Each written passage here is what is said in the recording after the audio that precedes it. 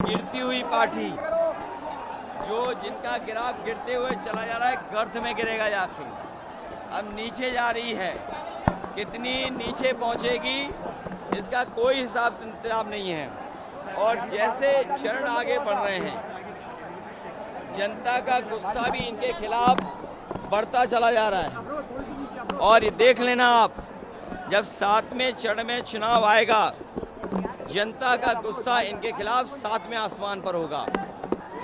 इन्होंने किसान को धोखा दिया, नौजवानों को नौकरी रोजगार छीन लिए, महंगाई बढ़ा दी, पेपर लीक करा दिए, झूठे इन्वेस्टमेंट मीटें दिखाई, डिफेंस एक्सपो झूठा ही दिखाया और केवल सपने दिखाए और इनका हर जुमला झूठा निकला।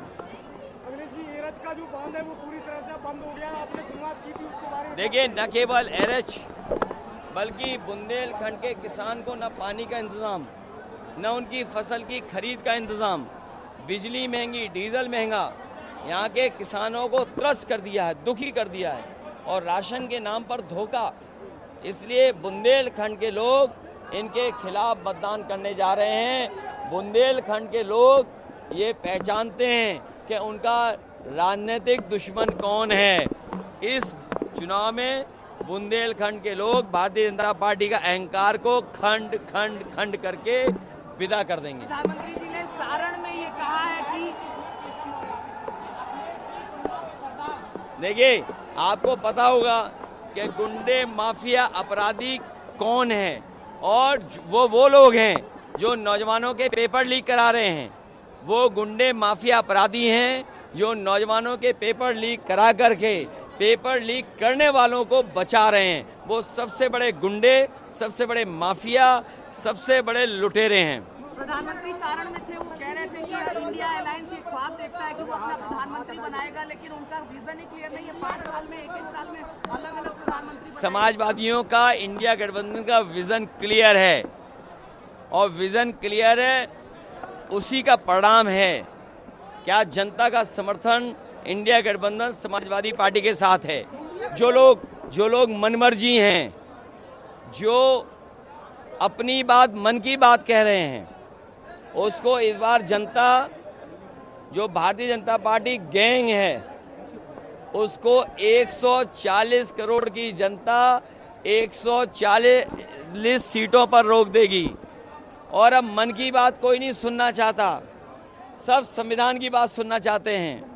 जो मनमर्जी हैं, जो मनमर्जी थे, आत्मतुष्टिकरण करते थे, जो आत्मतुष्टिकरण से प्रसन्न होते थे, उनको जनता जवाब देने जा रही है। 140 करोड़ जनता भारतीय जनता पार्टी के गैंग को 140 सीटों पर रोक देगी। प्रधानमंत्री ने आज नॉमिनेशन फाइल किया है, कह रहे हैं कि 14-19 के बाद इस बार ऐतिहासिक। देखिए, अगर प्रधान सांसद उन्होंने नॉमिनेशन किया है तो कम से कम क्यूटो तो बोले उसको, और हम वाराणसी काशी नहीं बोलते हैं।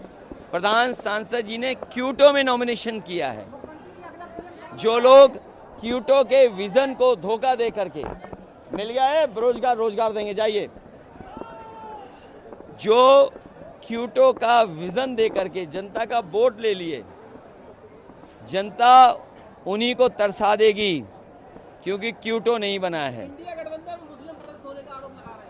वो लोग कह रहे हैं जो आत्मतुष्टिकरण में व्यस्त हैं, जो मनमर्जी हैं, जो मन की बात कहते हैं, जो 140 करोड़ लोगों की बात नहीं सुनते, जो संविधान की बात नहीं करते, वो सबसे बड़े आत्मतुष्टिकरण वाले लोग हैं। बुंदेलखंड में जिसने धोखा दिया, चिकनी चुपड़ी बातें करने वालों ने धोखा दिया, संविधान को खत्म करने वालों ने धोखा दिया, जिन्होंने मंदिर धुलवाया, उसको बुंदेलखंड की जनता धो देगी इस बार। सुब्रत पाठक ने कल हुए वोटिंग पर कहा है कि समाजवादी पार्टी के कार्यकर्ताओं ने कई जगह बूथ कैप्चरिंग की, कई जगह गुंडागर्दी की। अरे, पुलिस तुम्हारी, सरकार तुम्हारी।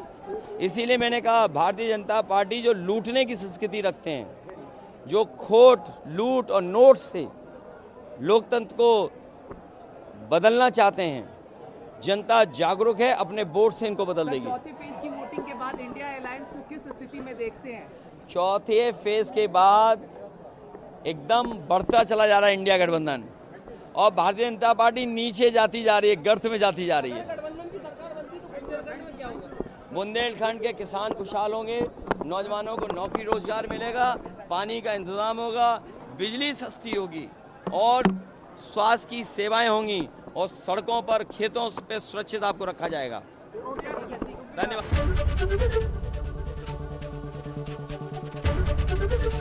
एबीपी गंगा, खबर आपकी, जुबान आपकी।